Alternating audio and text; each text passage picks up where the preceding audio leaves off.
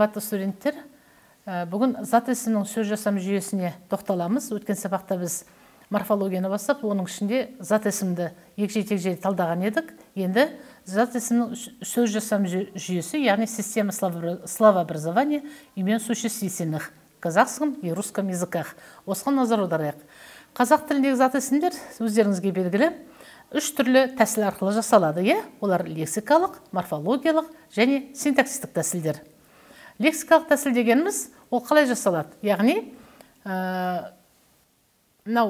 кірме зат есімдер, субстантивтенген зат есімдер жатады. Яғни, лексикалық тәсіл арқылы жасалған зат есімдерге бір сөзбен айтқанда байырғы зат есімдер жатады. Жақсы.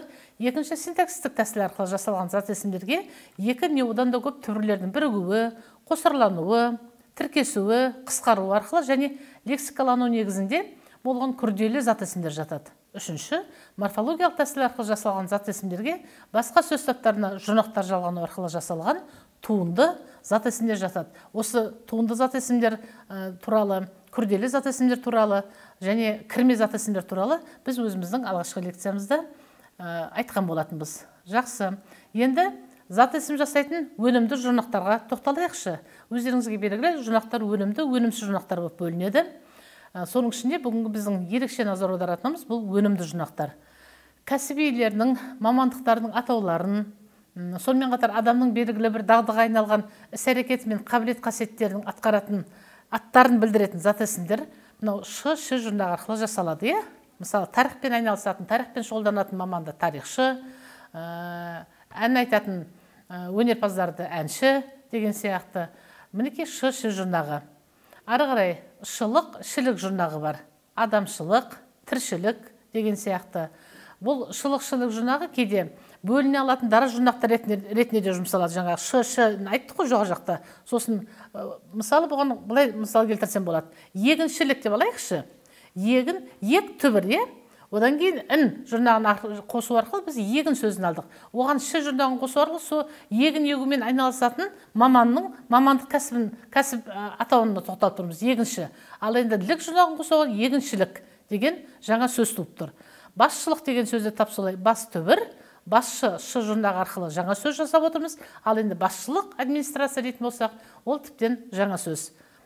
Келесі, абстракт ұғымды атау сөздер, деректі зат есімдер, мекендік, мезгілдік, сандық, мөлшерлік мағыналарды білдіретін зат есімдерге лық, лік, дықтық, шық жұрнақтар арқылы жасалады осындай зат есімдер. Мысалы, өсімдік, жүздік, туысқандық, тағысын тағы деген сияқты. Ал, эл жұрнақтары бар. Бұл жұрнақтар арқылы да қазақ тілінде бұл өнімді жұрнақтар санатына жатады. Гүріл, қаңқыл деген жаңа сөздер жасауға болады. Бағана өткен сабақта айтқанда біздің ғаргер, қаркер жұрнақтары да, мысалы, саудагер деген, айлагер деген мысалдарды алуға болады. Арғарай сіздер мысалдарды сонан соң толықтыра жатарсыздар. Мен қысқа тоқталып кете берейін, уақыттың тығыздығына байланысты. Сонан соң есімдерден зат есім жасайтын өнімсіз жұрнақтарға мыналар жатады. Жаңа сөзіміздің басында айттық қой, өнімді және өнімсіз жұрнақтар деп. Мынау дақ, дек, лақ, лек, тақ, тек. Мысалы, тоқылдақ деген сөз бар қазақта, шіңкілдек. Бұл өнімсіз жұрнақтар. Дақ, тек, жаңағы айтып кеткен лақ, лек, тақ, тек. Жақсы. Келесі жұрнақтар сол өнімсіз жұрнақтардың санаты ғой енді. Кеш, паз, қор, қой, хана, стан жұрнақтары. Жаңа өнерпаз, арбакеш, шайхана, стан дегенге, Тәжікстан деген сияқты мысалдарды келтіруге болады. Сосын ат, іт, айт, ейт, паң, қал жұрнақтары да сол өнімсіз жұрнақтардың санатында қырат, шатқал, шөлейт деген сөздерді келтіруге болады мысал ретінде. Ал енді мынадай өнімді жұрнақтар етістіктерден зат есім жасайды. Мысалы, маме, бабе, папе жұрнақтарын алайықшы. Тәржіме, тапсырма, тапсыр дегеніміз етістік болатын болса, онда ма жұрнағын қосу арқылы біз тапсырма, задание деген сөзді алып отырмыз. М жұрнағы арқылы білім, ілім, бие сауым, уақыт деген мысалы. Бұл жерде осы жұрнақтар арқылы етістіктен біз зат есім тудырып отырмыз. Тағы да сөзгі, шапқы деген сөздерді алатын болсақ, бұл жерде назар аударыңыздар, қандай жұрнақтар бар? Қ, К, Г, Г жұрнақтары. Ал енді керісінше жүрейік. Мысалы мен мысалдар келтірейін, сіздер соның жұрнақтарын айтыңыздар. Айт деген сөзге, етістікке ыс жұрнағын қосу арқылы айтыс, бекініс деген сияқты сөздерді біз осындай етістіктерден зат есім жасап отырмыз. У қосымшасы арқылы да солай. Байқау, тағы басқа сөздер бар. Тарақ, бұйрық сөздерін қ, к, ық, ік, ақ, ек қосымшалары арқылы біз осындай етістіктерден зат есім жасап отырмыз. Сонан соң ынды қосымшалары бар. Осы қосымшалардан да біз жұрнақтар қосу арқылы жуынды, ерітінді деген сияқты жаңа сөздер тудырып отырмыз, зат есімдерді. Ғыш, кіш, қыш, кіш деген жұрнақтар бар. Сызғыш, басқыш дегендей. Үш жұрнақтары арқылы жұбаныш, өкініш сөздері және уыш жұрнақтары арқылы түйреуіш, баяндауыш, тағы басқа сөздерді етістіктен зат есім тудырып отырмыз. Сонан соң енді жаңағы өнімді жұрнақтарға айттық. Енді өнімсіз жұрнақтар бар, қазақ тілінде. Мақпек, бақпек, пақпек жұрнақтары өздеріңізге белгілі. Бұл өнімсіз жұрнаққа жатады. Жаңа қыспақ қалу, піспек деген сияқты сөздерде. Сын жұрнақтары да солай, бөгесін, бұрқасын сөздерінде. Мыс, мыш-пыш деген жұрнақтар бар. Қылмыс, жазмыштан озмыш жоқ дегенде. Мал, мел жұрнақтары, түйемел, орамал, ман-мен, бан-бен, алырман, шабарман дегенде. Ыр, ар, ер жұрнақтар, үңгір, шұңғырт, немесе ыт жұрнақтары, бөгет, шабыт, уыл формасы, у және ыл қосымшаларынан құралған, мысалы, қарауыл, шабуыл деген сөздер бар. Тасқын, шалғын деген сөздер бар, қын-кын, ғын-гын жұрнақтары арқылы. Яғни осындай көптеген өнімсіз жұрнақтар арқылы да етістіктерден біз зат есім жасай алады екенбіз. Жақсы, мысалы, шақ-шекті алатын болсақ, осы жерде бөлшек, бөл деген етістіктен жасап отыр. Мақтан деген етістіктен мақтаншақ деген зат есім туылып отыр. Жаңа еріншек, бекер, мал шашпақ дегендегі бес досың менен бес шұшпаны бар ғой, Абайдың айтып беріп отырған бізге. Ғылым таппай мақтанба, орын таппай бақтанба, құмарланып шаттанба, ойнап босқа күлуге. 5 нәрседен қашық бол, 5 нәрсеге асық бол, адам болам десеңіз. Қайғы жесеңіз, өсек, өтірік, мақтаншақ, еріншек, бекер, мал шашпақ, 5 дұшпаның білсеңіз, талап еңбек терең ой, қанағарақын ойлап қой, 5 асыл іс көнсеңіз дегенде. Мінеке сол дұшпандардың арасында мақтаншақ бар. Сол мақтаншақты шақ жұрнағы арқылы бізде етістіктен зат есім жасап отырған сөзіміз. Ал енді бұл қазақ тіліндегі мысалдар. Назар аударғандарыңыз, жаңа өнімсіз жұрнақтарға көптеген мысалдар бар. Оны жаңа слайдтан да көріп отырсыздар. Оны қолдарыңыздағы материалдарда да осы көптеген мысалдар бар. Енді біздің пәніміз қазақ және орыс тілдерінің салыстырмалы грамматикасы болғандықтан, орыс тіліндегі зат есім қалай жасалады деген сұрақ туады осы жерде. Орыс тіліндегі зат есім көбінесе жұрнақ арқылы жасалады, қымбатты студенттер. Орыс тіліндегі сөз жасам жүйесі род категориясы, септік категориясы және жекеше көпше формалар сияқты грамматикалық категориялармен тығыз байланысты. Мысалы, спутник. Бұл жерде нек жұрнағы мужского рода екенін көрсетіп тұр. Енді қазақ тілінде тек категориясы болмағандықтан, біз осы род категориясын сол орыс тілінде айтып отырмын.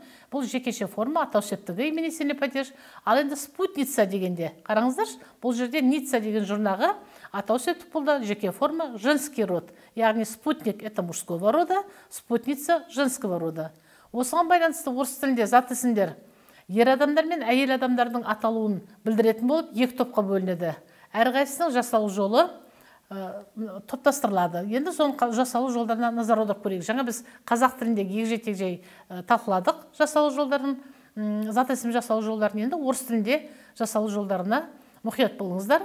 Кәсіп иелері мен мамандық атауларын, жалпы адамға байланысты атауларды білдіретін зат есімдер қалай жіктеледі екен? Бірінші, шик, шица, чик, чица, ник, ница, ичка, эц, ка, тель, ница, иска жұрнақтары. Мысалы, летчик, летчица, бұрын соңды болған комсомолец, комсомолка, учитель, учительница, связист, идеалист, идеалистка и так далее. Жақсы. Енді мекен жайға байланысты адам атауларын білдіретін зат есімдер бар. Олар, мысалы, алматинец, алматинка деген сияқты мекен жайға байланысты. Далее, тор, атор, ор, ер. Бұл кірме жұрнақтар. Орыс тілінде диктатор, прокурор дегенде ор, ер жұрнақтары. Бұл жинақтар арқылы жасалған зат есімдер ертегінде, яғни мужской род қолданыла береді. Мысалы, орыс тілінде мынадай сөздерді алып көрейікші. Кондуктор, бірақ кондукторша, лифтер, бірақ лифтерша. Осы зат есімдерді есте сақтаған жөн болар орыс тілінде. Жақсы, тағы да ик, сонан соң к деген кірме жинақтары бар орыс тілінде. Мысалы, техник, физик, академик. Бұның кейбіреулерінде ғана орыс тіліндегі женский род бар. Мысалы, химичка, техничка деген сөздерде, басқа сөздерде ол женский родқа бөлінбейді. Сонан соң тағы да мысалдарға қараңыздаршы. Парижанин, бедняк деген сөздерде қазақ тілінде ак, орыс тілінде ак, як, анин, янин, ин, ач, ар, енок, чонок, иш и так далее. Яғни женский род к жинақ арқылы жасалады. Жаңағы москвич дедік, алматинец деген сияқты. Москвич, москвичка, бедняк, беднячка, моряк, морячка и так далее. Келесі ткач, рыбак деген сөздер бар. Бұл орыс тілінде міндетті түрде мужской род. Ал енді осы сөздерге к және иха деген жинақтар қосылады. Жаңа айтқандай ткачиха немесе рыбачка. Морячка, рыбачка деген сияқты сол жүйеменен. Сонан соң енок, чонок деген жинақтар бар. Мысалы, ребенок в данном случае и мальчонок и так далее. То есть вот такие вот способы словообразования имен существительных в русском языке. Жан-жануарлар атауларын білдіретін зат есімдер жасайтын жинақтар бар орыс тілінде. Курица, медведица, зайчиха. Мінекей мен қазір 3 мысал келтіріп тұрмын. Назар аударып көріңіздерші, осы жерде жинақтар қайсысы? Курица, медведица, зайчиха дегенде. Ица, иха. Мінекей бұлар жинақтар болып есептелінеді. Ал егер мына сөздерде ше, харек, гусак, хамяк. Бұл жерде ок, ек, ик, чик, ак, як, е. Мінекей бұл жаңағы харек, гусак, хамяк деген сөздердегі жинақтар. Бұл жинақтар арқылы жасалған зат есімдердің женский род формасы көбінесе кездеспейді. Бірақ кейбір еңбектерде гусыня деген зат есім формасын бар екенін есте сақтаңыздар. Жақсы. Ары қарай белка, чернобурка, курсантка деген сөздерде к жұрнағы жалғасу арқылы женский род жасалып тұр. Сонан соң орыс тілінде уменьшительно-ласкательные суффиксы деген жұрнақтар бар. Бұны зайчонок, верблюжонок деген сияқты сөздер арқылы білуге болады. Сонан соң к, енка, анка деген сияқты, буренка, тағы немене, глетко деген сияқты жаңа сөздер жасап отқан жұрнақтар арқылы білуге болады. Жақсы. Енді зат атауын білдіретін жұрнақтарды орыс тіліндегі көптеген жұрнақтар бар енді. Льник, шик, чик деген сияқты, мысалы, будильник, передатчик, двигатель, ингалятор, немесе икник дегенде жаңа грузовик, салатник, чайник деп кете береді. Бұның барлығын ертең түгел осы зат есім білдіретін, зат есім жасайтын сөздердің жұрнақтарын жеке тізіп жазамыз да, соның қасында бірнеше мысалдар арқылы дәлелдейміз. Мысалы, тіптен атина, ясина деген жұрнақтарды да, мысалы, біздің жаңа говядина, баранина, телятина деген сияқты сөздердің барлығында ет атауларын білдіретін зат есімдерде осы жұрнақтар арқылы жасалады екен.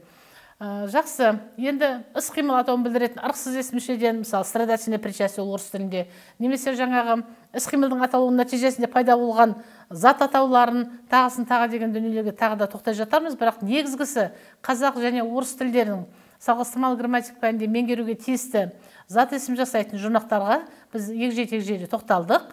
Оның ішінде өнімді жұрнақтар менен өнімсіз жұрнақтар деп бөліп алып қарадық та, әрқайсысына мысалдар арқылы дәлелдеп көзімізді жеткіздік. Назар салып тыңдағандарыңызға рахмет. Келесі кездескенше сау саламат болыңыздар.